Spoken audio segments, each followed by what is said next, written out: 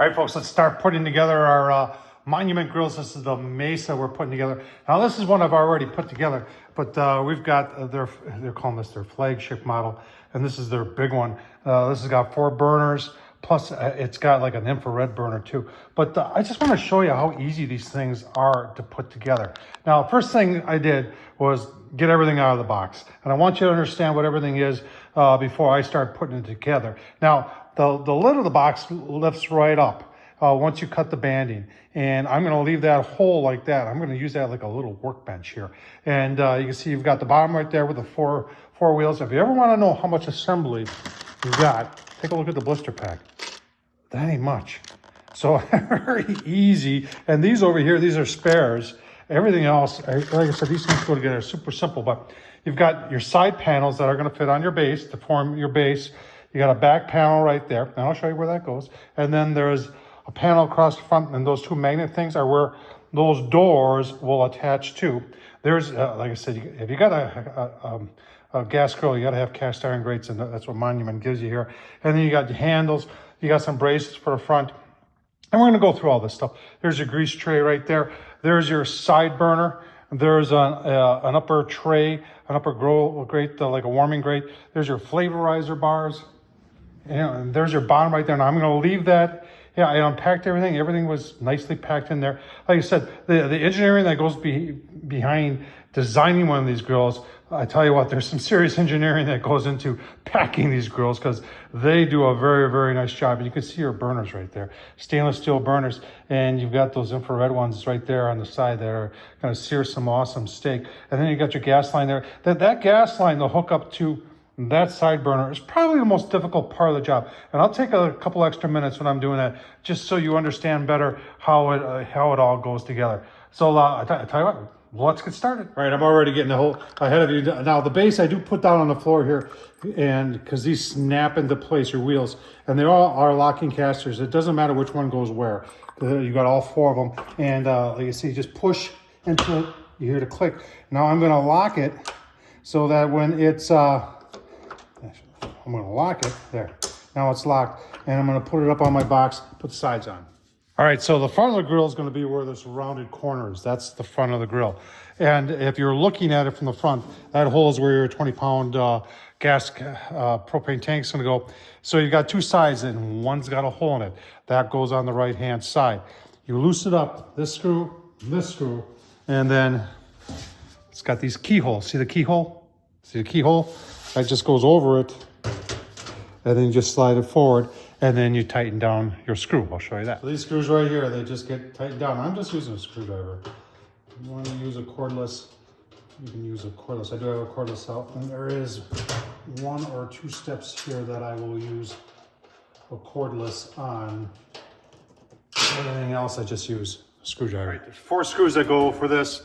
You got the keyhole there. Once again, you put 1 screw in, and these are the A's.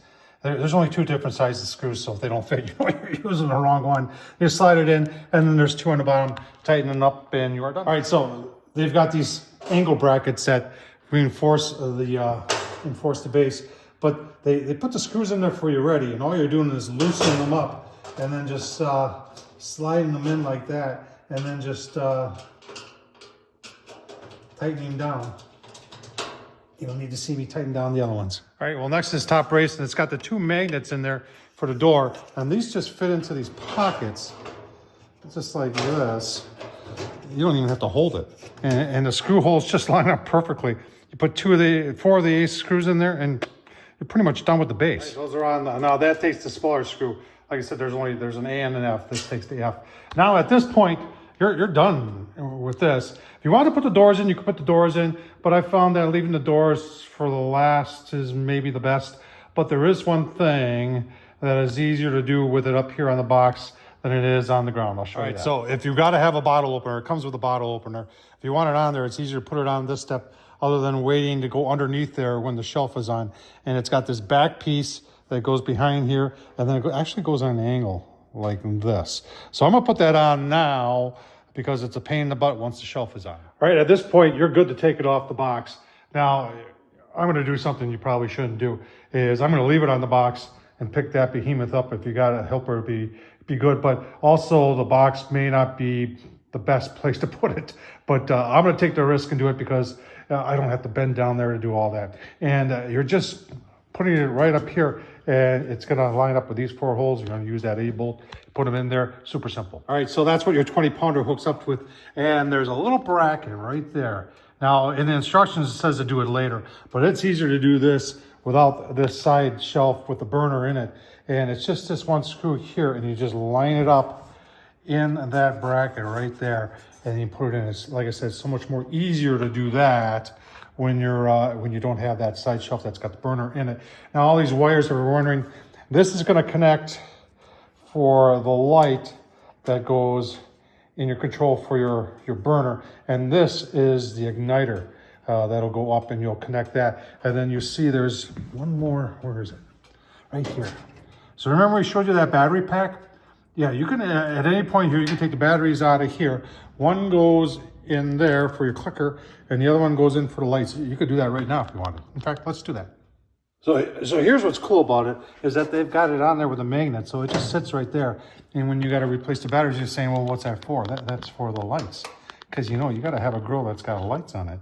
And this is your braille zone, or broil zone. Oh my God, braille zone. Yep, it's braille zone. It's braille zone. Cool stuff right there. All right, keep going. Putting the shelves, both shelves go on the same way. You start with this keyhole. The screw's already in there. There it is right there. And you just untighten that, and the other one's over here. And then that keyhole is going to go right over it. And that's why I kind of like leaving it up on the box, because I can eye it up a little better. And then just push it down. Yep, just like that. And then I'm going to go underneath, and I'm just going to tighten it up. All right, so I've got the shelves on. So besides those 2 at the keyhole, there's 2 on the inside. And those little black washers that we saw before, that's where those go. One there, and then 2 on the other side. Everything has been lining up perfectly. And folks, every single one of these Monument grills I've ever put together, things are lined up very nicely. All right, next is what I call a tricky part. The instructions really, they have good pictograms, but this is your controller. This is what turns the gas on and off for your side burner, which is in here. Now you've got 2 bags here. You got this bag right here. Just get it out of here. And that's got the lighted dial. And there's notches in there. And so there's going to be a notch that's going to go in here. And this is going to go in first. And then your dial, which turns on the gas, is in a separate bag. And there's 2 screws in there. And those are the screws. Get them out here, come on. You're on camera, things are difficult. So there are 2 screws that are being very difficult. There they are right there. And those are gonna go into there. So this is gonna go in first, and then you gotta feed your wire through, I think, through like that. And then there's a notch here that goes on a notch in there like that. I'm gonna have to line that better because these 2 holes have to line up too. You see what I'm saying? How this is potentially the most important. Once they're lined up, you can see it's lined up right now. And then I'm ready to put those 2 screws through there. Then I gotta manipulate this into place, and these are threaded. So it's this is the part where I like to use. You can do this with a screwdriver, but I like to do it cordless. It just works a little bit easier. So once you get one in there, and the other one,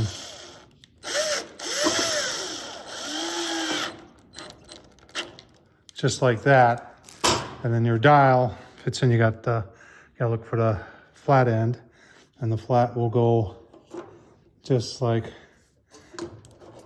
this, and then we'll turn it on, see if it works. Oh, I can't. I gotta plug it in. No, it's not gonna work. So I gotta plug that in. Hang on, let me show you that. All right, showed you that plug before. And this is a little bit difficult too, because it's not a regular clipola here, how this goes. And it just kind of goes, I think.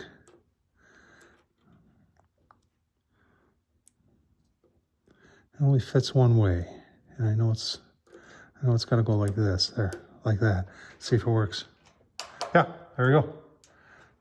And when you turn the burn on, it goes red. Okay, then those wires get tucked up in there, and then that other wire, this one right here, in the center of there's a little ceramic that comes down, and this is just round, and you just stick it up there and push on it pretty hard, and then do your clicker and see if it clicks. If it doesn't, then try it again. All right, then to see if it works. Yeah, it works. Like I said, if it don't work, then get underneath there and push it up a little bit higher. All right, so that's where your gas comes out for your side burner, and we're gonna pull that piece off right there. It just comes, see, it just pulls right off. And then this whole thing is gonna go up, and you're gonna bend your pipe a little bit. And I know I'm not doing good because I'm doing this one-handed, but it's gonna go, show them, Tom. It's gonna go right up in through there, and then you put the clip on up there to hold it in place, and you're done doing that. All right, definitely takes two hands to do, but that's what it looks like when it's done. So you're saying what this is? Well, this is gonna be for your door. So in the bottom of your door, there's a hole that you're gonna put on top of that, and then to slide it into place, then right up here, you're just gonna slide it into place, and this is on a spring and goes up, and then it just locks into place. Super simple. Right in the kitchen, we're putting on these handles. So there's a trick to it, and you're doing this a little bit on the blind side. So these are double wall doors, so they've got these plastic inserts that help you not lose the screw inside the door when you're doing this, because you only got 4 of them.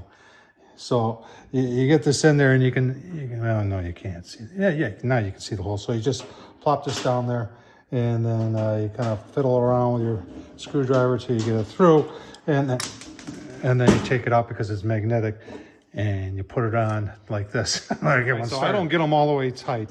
I want a little room there so I can see the other one go through and line it up, and then get that one all the way tight, and then go back and get the other way all the way tight. You got to play around a little bit because you are kind of working blind in the hole there, trying to get your screwdriver to line up perfectly with the Phillips head. But with a little patience, you'll get it. All right, let's put the door on. Once again, kind of working in the blind here a little bit. Got that one lined up in the hole, and then we just press down on that other pin. It's got, remember, it's spring loaded.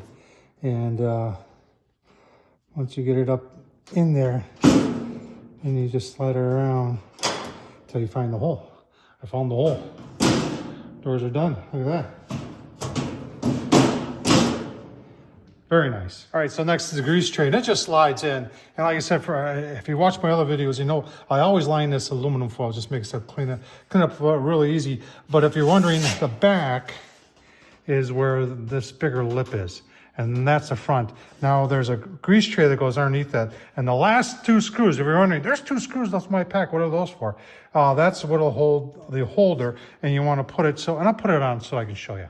All right, so that's the bracket that goes on there. That's the last 2 screws. And then you would just slide this in, and you can put the grease catch underneath. And believe it or not, the Weber liners, but there's also other liners too. The aluminum ones, that throwaway ones, that'll fit right in there. Look at that. Just about done. All right, so this thing holds, this is important because it holds your propane tank, and there's 2 holes in there, and it goes in just like that. Now you would put in your propane tank just like that, and then lift this up, and it'll brace it so it doesn't fall out of there. So good idea, and that's vital that you use that. So putting together the inside, you got your flavorized bars here. There's a bigger, thicker stainless steel one that goes on the broil zone. You've got your warming rack that fits in the 4 pigs there, and then you just put on your cast iron grates. Like I said, I wouldn't want a gas grill without cast iron grates. And there you go, it's done. Remember, if I can do it, so can you. Super simple to do. Tom Horseman at YouTube. Leave your comments down below if you're wondering. This is the Monument Grills Mesa 415 BZ. I think BZ stands for broil zone. I hope you enjoyed this. Thumbs up, leave a comment, and as always, thanks for watching.